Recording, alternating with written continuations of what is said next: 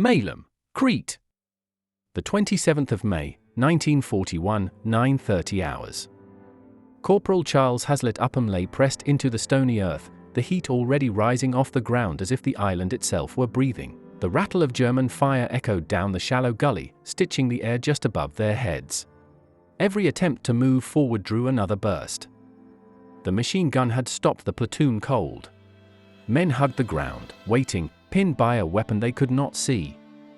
Upham lifted his head just enough to glimpse the problem.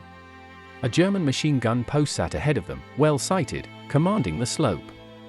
If it stayed alive, the platoon stayed where it was, and with German forces pushing inland, that meant eventual destruction. The platoon commander shouted for orders to come back. Upham did not wait to hear them. The dilemma was simple and brutal: stay pinned and be destroyed, or move alone and almost certainly be killed.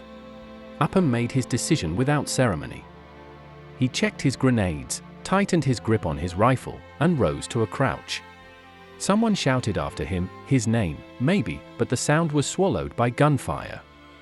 Upham began moving upslope, not running, not crawling, but advancing in short, deliberate bursts, using every fold of ground, every rock. The machine gun shifted, searching. Bullets snapped past him, cracking stone, spitting dust into his eyes. He felt a sudden blow in his shoulder, hot, sharp, then strangely distant. He stumbled, rolled, came up again. The wound bled freely, but it worked.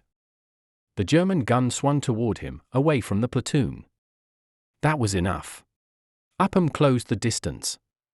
He rose fully now, sprinting the last few yards as the gun fired wildly, too close to depress properly. He hurled his first grenade without slowing. It vanished into the emplacement. The explosion was muffled, but effective. Upham did not pause to assess. He threw a second grenade, then charged straight in, rifle at his hip. The machine gun fell silent. One German staggered up, dazed, only to be shot at point-blank range. Another tried to flee. Upham cut him down. The position was his. He stood for a moment in the smoke and dust, chest heaving, blood soaking his sleeve. He could have stayed there. He should have stayed there. Instead, he looked back downslope. The platoon was still pinned.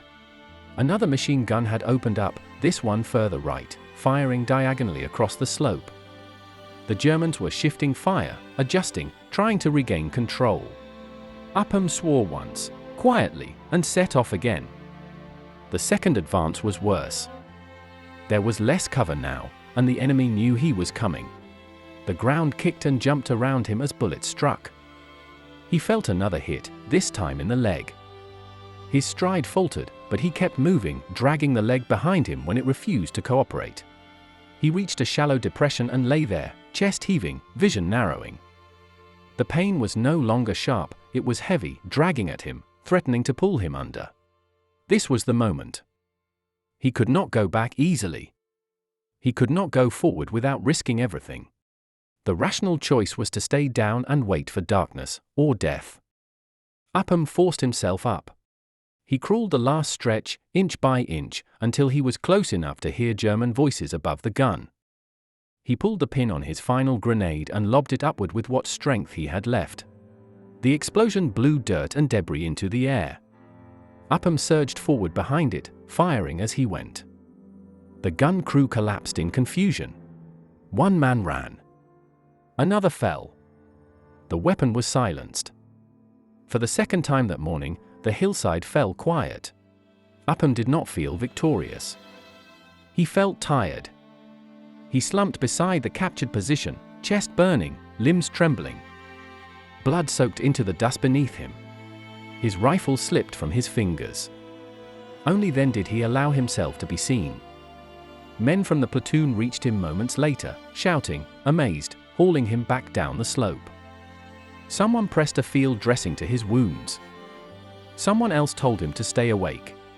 Upham nodded, dimly irritated by the fuss. The platoon advanced past the silent guns, the line moving forward at last. The ground that had been death only minutes before was suddenly open. Later, when officers tried to order Upham to the rear, he refused. He stayed with his unit, Fighting on despite his wounds, ultimately, Crete would be lost to Germany until the end of the war. Years afterward, the citation would describe his actions in measured, formal words, conspicuous gallantry, utter disregard for personal safety. It would struggle to capture the simplicity of what had driven him up that slope. A problem. A decision. No other acceptable outcome. On that morning in Crete, when the machine guns held the line and time was running out, Corporal Charles Hazlitt Upham did not wait for permission. He simply went forward and made the ground his own. Please like and subscribe for more.